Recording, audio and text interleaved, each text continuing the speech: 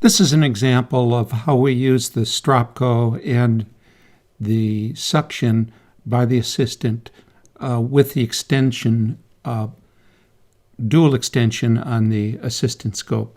There's some feeling that it's too far away, but it doesn't seem so to us. So we'll review the procedure, what we actually do in the mouth using anesthesia as an example. So here we are going to give a lingual and buccal anesthesia. The assistant is there with both the Stropko and the suction. She's placing air against the sulcus to blow away the crevicular fluid so I can see sharply, and she's defogging the mirror with the suction. So she has one in one hand, one in the other, and she's very comfortable doing this.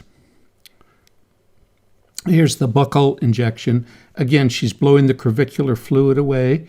She doesn't have to defog my mirror on the buccal because I'm not using the mirror. So she's just using the Stropko in her left hand and just blowing the crevicular fluid away so I can see sharply.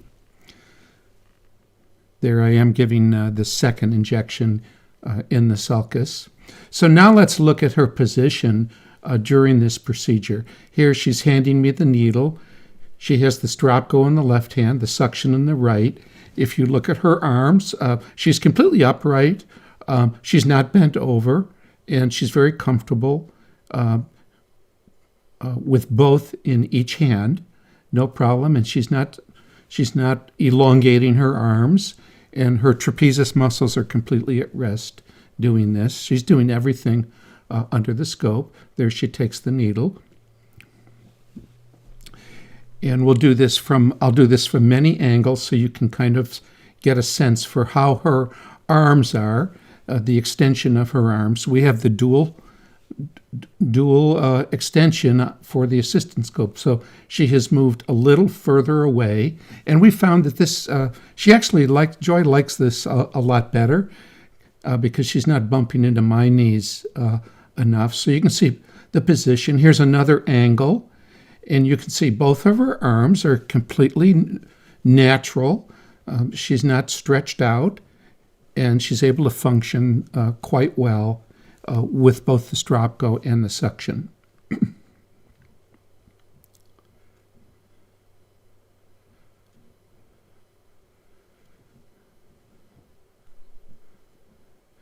This is from the side angle, so you get a little better view of exactly the extension and how she's working.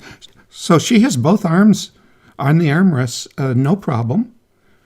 And she's very comfortable working this way. So that's the whole procedure from start to finish. Here's another angle, kind of so you can see how upright she is. So I wouldn't say this is impossible. I'd say it's completely doable by most people if they take the time to learn how to do it.